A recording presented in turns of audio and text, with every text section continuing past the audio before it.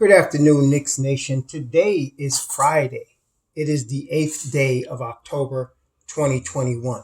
I hope you're all COVID-free today. I hope you're healthy.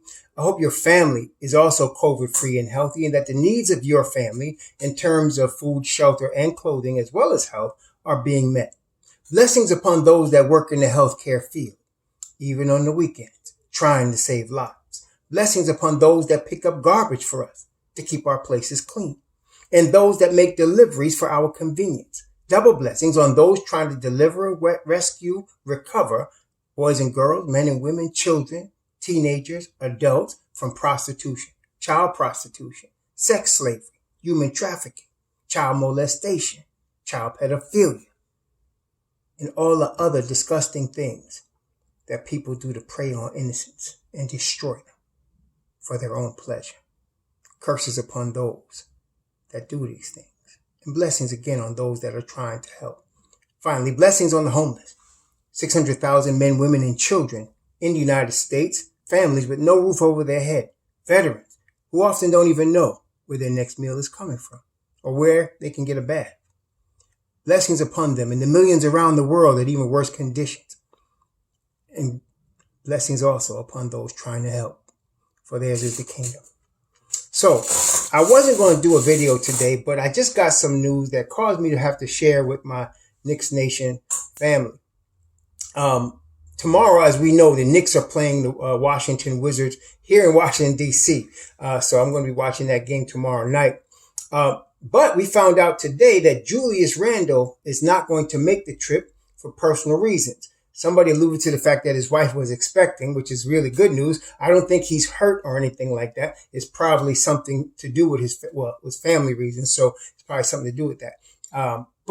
So I don't suspect that this is something, dangerous for Julius or for the Knicks. But the big news is that Tom Thibodeau did announce that both Kevin Knox as well as Obi Toppin are going to see increased minutes tomorrow. So we were talking about that. Some of you expressed after the last game, that Kevin only got 4 minutes, and I kind of was alluding to the fact that I think Kevin and Obi would see more minutes in this game, and apparently this is the situation. So this is good news for the development of both players. This is an opportunity for Kevin to really show all his work that he's been putting in. And I don't want to put too much pressure on Kevin, but I believe he's ready for this moment. I believe he has been working for 4 years with different coaches, and I think he kind of, because of Tom Thibodeau's predictability, and because he is clear on what he expects from each player, and because Kevin has been working in this system for a year now, with a guy like a Kenny Payne, with Tom Thibodeau, with a Johnny Bryant, that I think Kevin's ready for this moment. And as we saw from the Summer League, Obi is ready for this moment. So I am looking, it's going to be very interesting because I don't know who Washington is going to be playing. Their starting five includes Spencer Dinwiddie and Bradley Beal. I know that Denny Avdija, the rookie last year, broke his ankle. And so I don't know if he's out, but I think they're bringing him back slowly.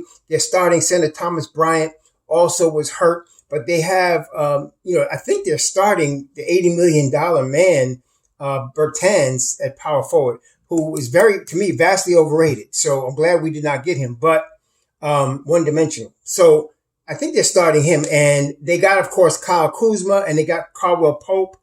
They got some good players. And then they went and got Aaron Holiday, who's one of the Holiday brothers, and all the Holiday brothers can play. Aaron is in his fourth season. And so they got him from Indiana. And so he played a lot, and I expect the guard tandem to play a lot, the KCP, Aaron Holiday, Bradley Beal, and Spencer Dinwiddie. And so it's going to be a good game for us, a good, interesting test. And, of course, they got Rui Hachimura, who I consider a really good pick coming out of college 2 years ago. And he's developing very well. So it's going to be a good test for Obi and for Kev. I like this for them. So I'm looking forward to both of them showing, and they don't have to, put up 30 points, obviously. I'm looking for them to just show improvement. Obi continue to be aggressive, continue to play good defense, continue not to make mental mistakes as he's learned not to do. Kevin, the same thing. Kevin to show that 3-point shot that he always, flashes, that sweet jump shot he's got from 3-point range, for him to finish strong at the hole. And again, both of them to minimize the mental mistakes, especially on defense, and attack the rim rebounding as well. All of the things that we know that Thibodeau expects from that 4 spot in the rotation. And so I'll be looking at it. I'll be pulling for both of our kids, and this is something we can do. So we talked about in the interim from the last video, I was talking to some of you and analyzing, meditating on the situation. I came to the conclusion that, the Knicks don't necessarily have to trade Kevin. We'd be remiss, again, we'd be naive if we didn't think it was a possibility. But they don't necessarily have to trade Kevin. Kevin's 22 right now. Alec Burks is on a 3-year deal. The 3rd year is a team option. Okay? So that's this year, and next summer Kevin will be 23, and then that's that year, and then next summer Kevin will be 24. So in the option summer, Kevin's 24. And if he's going to develop into a starter or a rotation piece, I think that, by then we would know. I think he'd be ready to take over for Alec Burks at that position at that time. So, we're going to see what happens. And also Evan Fournier will be in a 3-year deal with a 4th-year team option. We only have Kemba for 2 seasons, and we only got D Rose for 2 seasons with a 3rd-year team option. So there's plenty of room for all the kids. Your Deuces, your Quentin Grimeses, your IQs, your Obies, and your Kevins to develop, not only to develop, but to develop on a playoff team and get playoff experience. So now this could be the start of that, especially for Kevin. So it'd be nice if we could keep him and, continue. So also don't discount the fact of the relationship that the Knicks have Worldwide West with John Calipari, as well as having Kenny Payne on the staff.